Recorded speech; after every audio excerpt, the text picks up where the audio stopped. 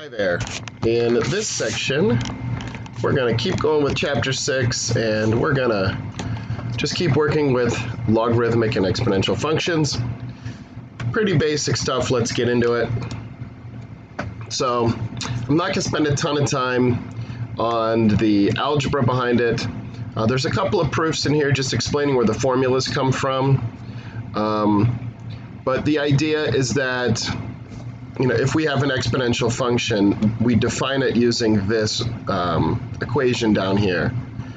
So anytime you have a number to a variable power, you can always write it as e to the x ln, b, and where b is the base. So the base can be any positive number. Here's domain and range stuff and some limits. I'll let you read through all that. Let's just get to the examples here. Laws of exponents. This stuff is true for any a and b greater than 0. Basically algebra stuff. So let's get into the calculus here.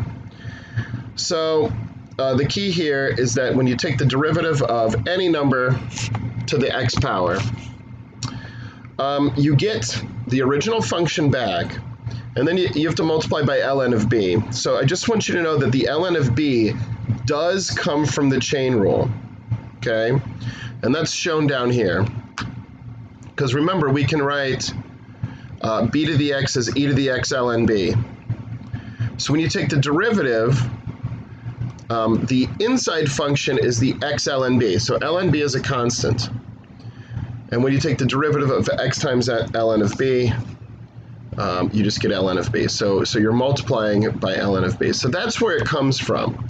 It comes from the definition we used a few slides ago, that b to the x is e to the x ln b.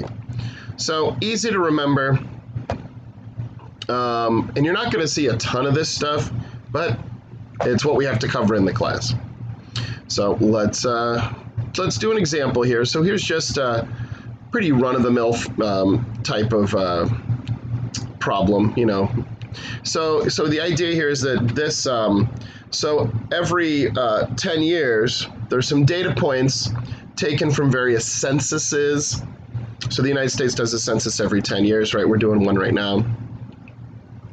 And so the idea is, can we figure out a rule for the population if we only have a few data points? And it turns out that you can use some linear algebra techniques that some of you guys will learn in a year or two, that this is what it would end up being.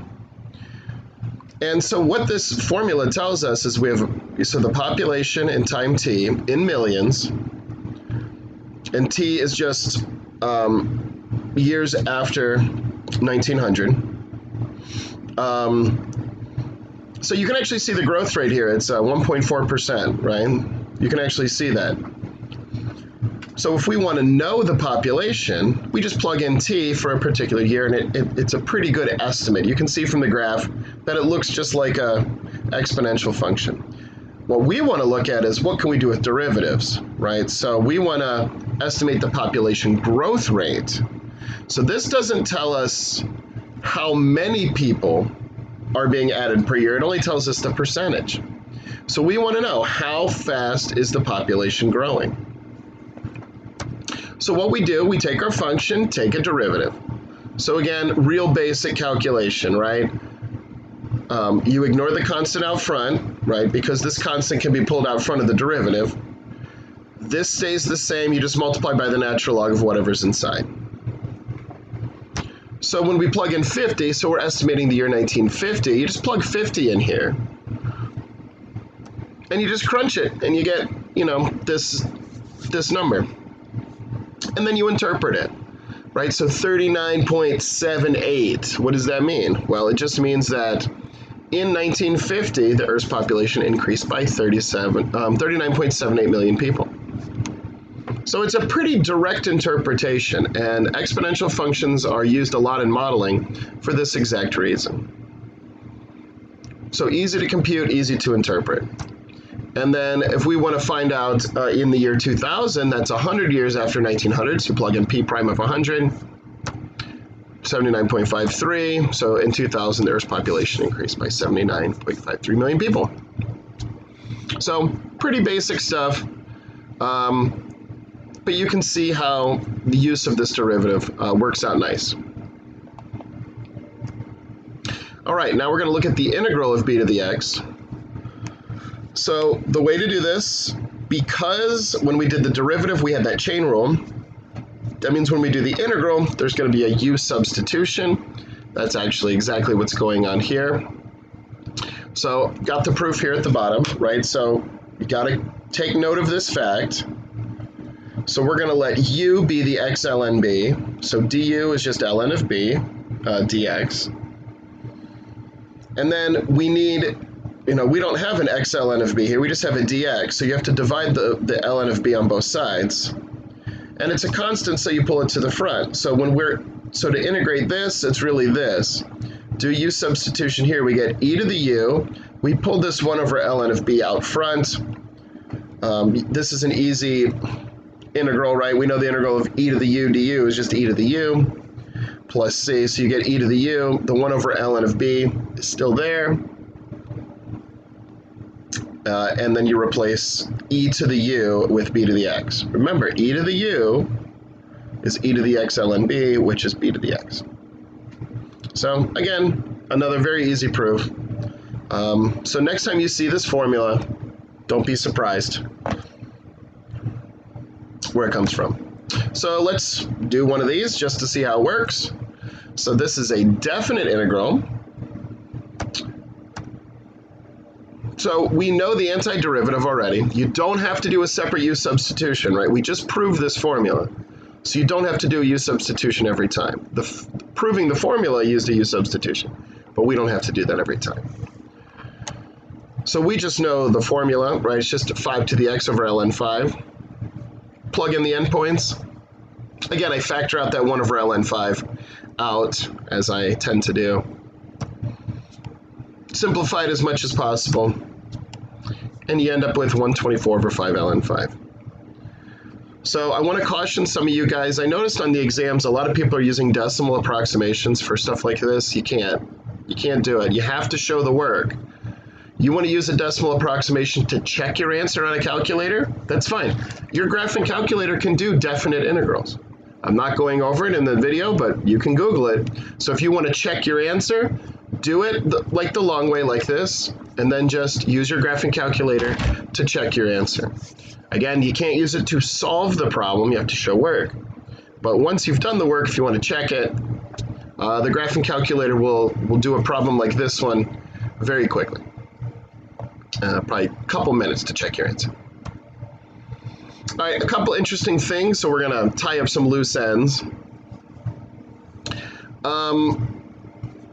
So this ddx of ln of x is 1 over x is x to the minus 1. That actually, so we studied natural log of x earlier in section 6.2 star, but I just want to point out that this fills a gap that we had in the power rule.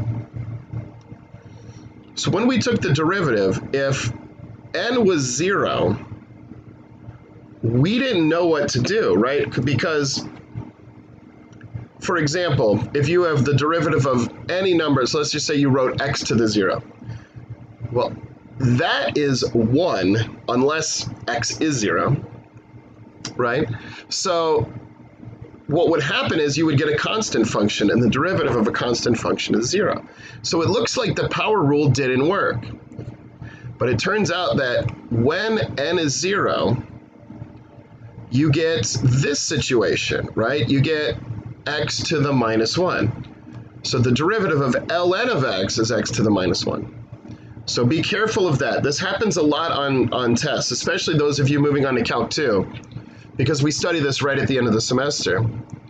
A lot of people forget. So if you're doing the antiderivative of x to the minus 2, you use the power rule. And you'd get negative x to the minus 1, right?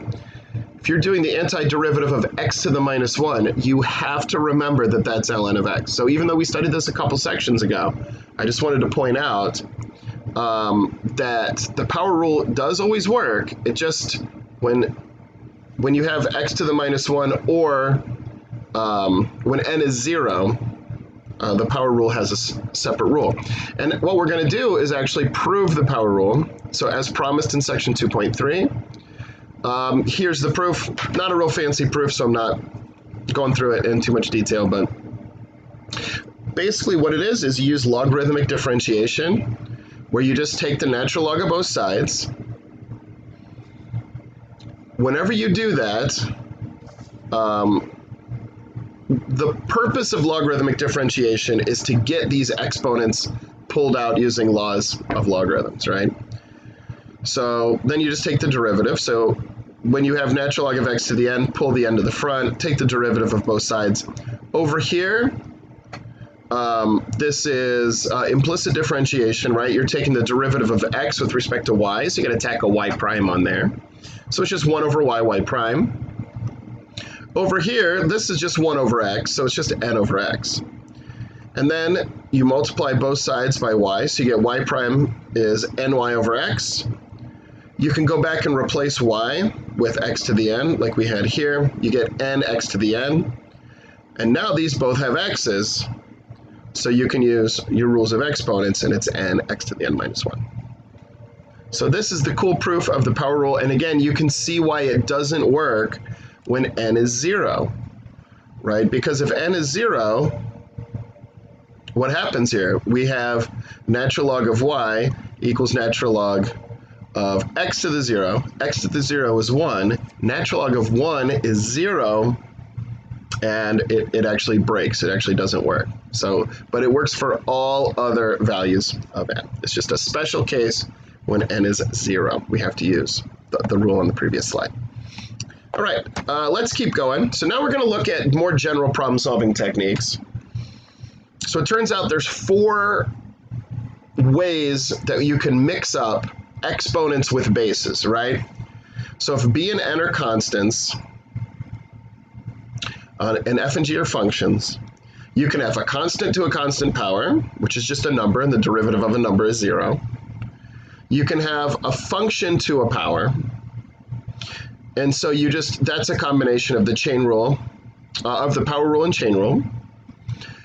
Now what we've learned in this section, and the few sections before, is you can have a constant to a function power, in which case you just use the derivative rules we just set up a second ago.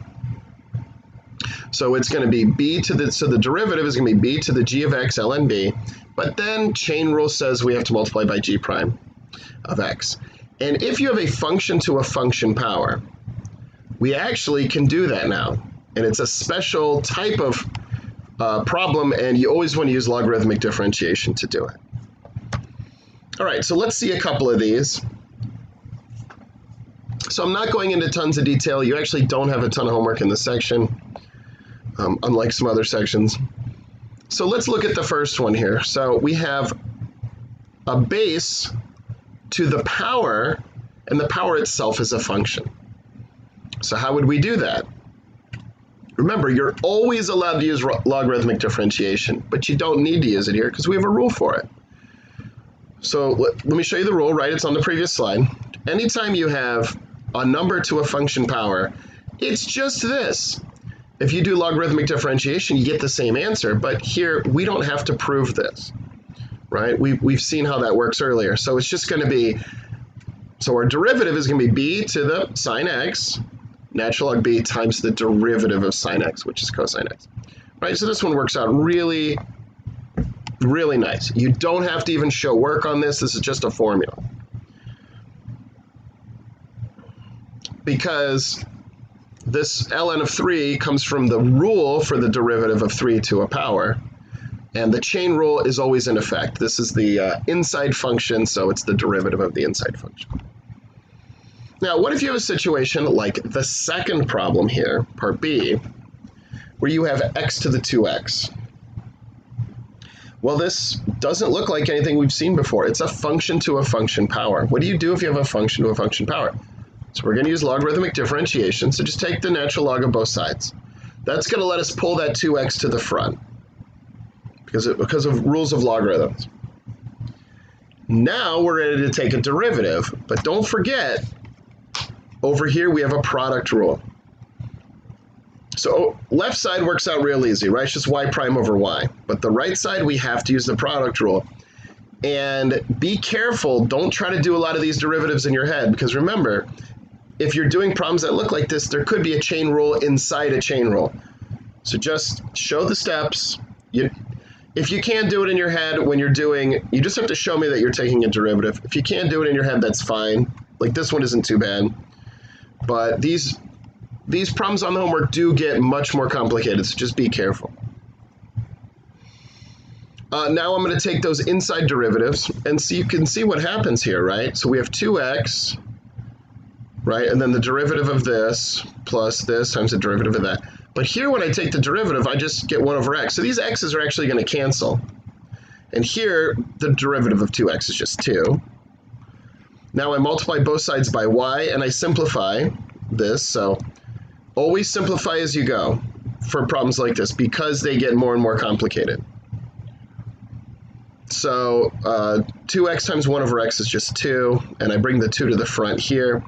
Multiply by y, but I have to back substitute. Y is actually x to the 2x, so I bring it back in. So as I've stated before, you guys are always allowed to use logarithmic differentiation, unless on a test I tell you to use the chain rule, product rule or quotient rule. A lot of people just use logarithmic differentiation all the time. It's very fast, and once you get the hang of it, you can use it to solve quotient rule problems where you might, like the quotient rule, has some funny things that happen. Sometimes you have to get common denominators and stuff. Whenever you use logarithmic differentiation, it usually works out fine. So I want to point out a couple of things about my simplification here. I pulled the 2 out of this out to the front. You're allowed to just distribute it if you want, but remember, guys, you might be asked to find where this function has an absolute minimum or something, in which case you'd want to find the critical values of this and that sort of thing. So you always want to factor just in case you're trying to find the critical values. All right, now we're going to look at the general logarithmic function. This is just the inverse of the general exponential function.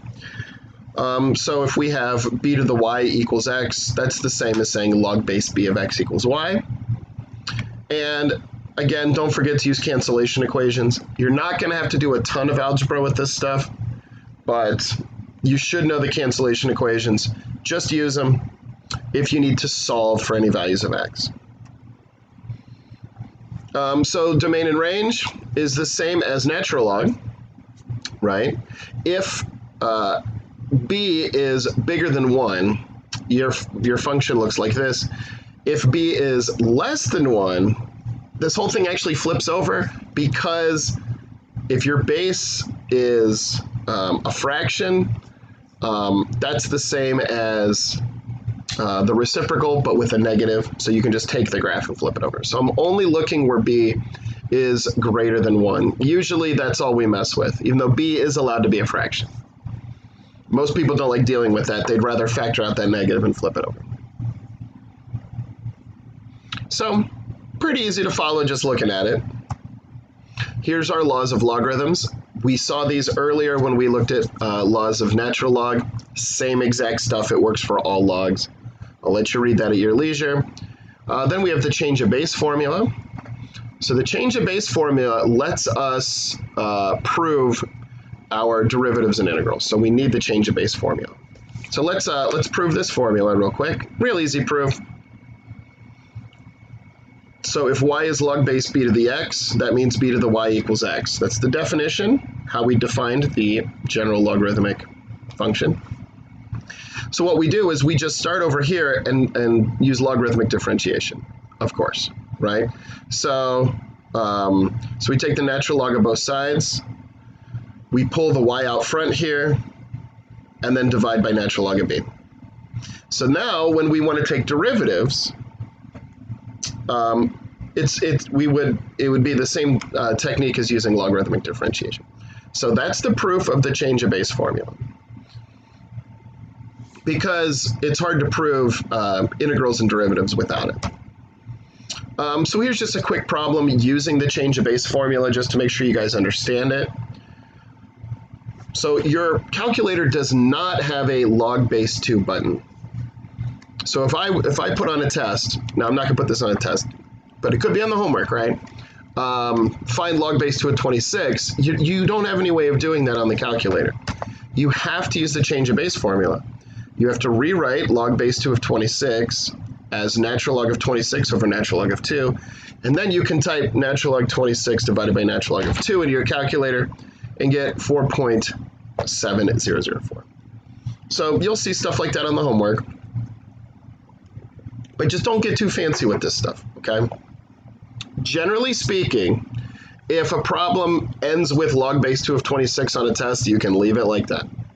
Now, if I say to write it as a decimal, yeah, you'd have to use the change of base formula.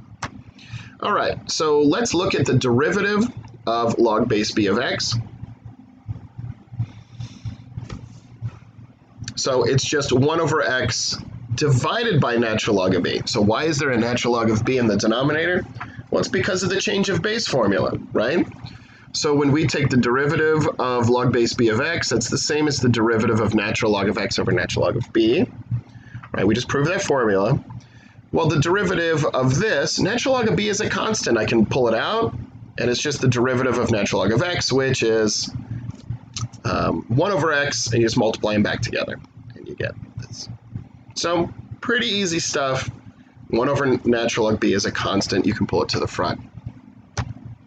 So let's see how to do derivatives using log base b of x.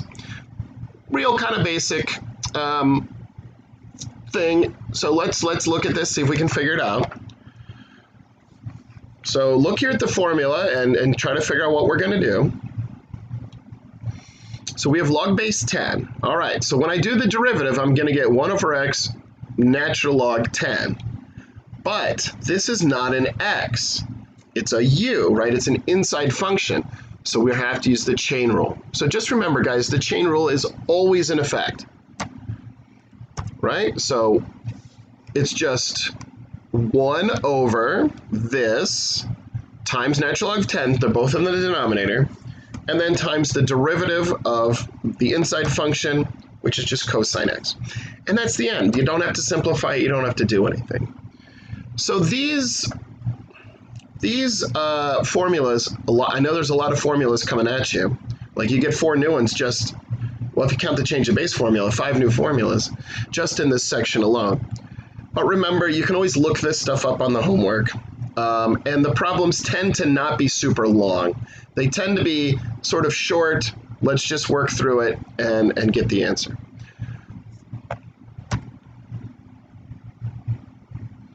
And last thing we're going to look at is defining e as a limit. It's just something that, because we're going to be, after this section, we're done with exponentials and logs. At least all the new stuff. This is all the new stuff. And if, let me actually point out one thing real quick. I forgot to mention this. Let me find it. Yeah, you might be wondering why we don't do the integral. We did the integral of e to the x and integral of b to the x. Why don't we do the integral of natural log of x? Turns out it's more complicated. You'll learn how to do that in Calc 2. So don't think I skipped some formulas or something. All right, so here is the proof that e is this limit. So you could type it into your calculator and show that it's true, but we're going to use algebra. So it's a pretty cool proof. So we're gonna set f of x equal to natural log of x as a function. We're just going to say, hey, let's just call that the function. So f prime of 1, right? So think about how to evaluate f prime of 1. So the derivative of this is 1 over x. Evaluated at 1, it's 1 over 1, which is 1.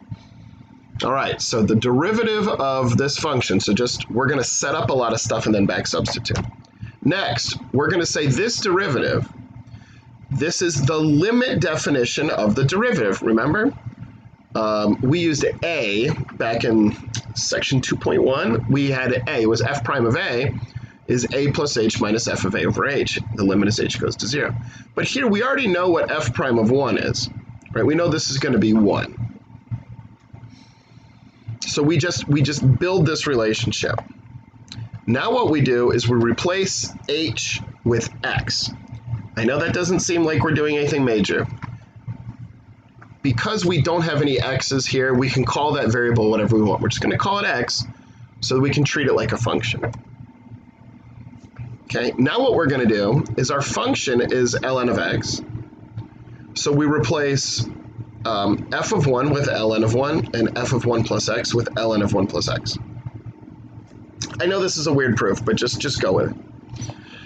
Just make sure you can follow along with the steps.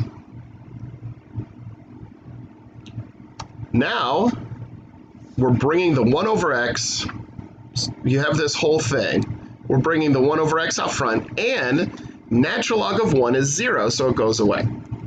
So some stuff is starting to cancel out. Now we're using properties of logs, and we're saying that this 1 over x can be put as an exponent.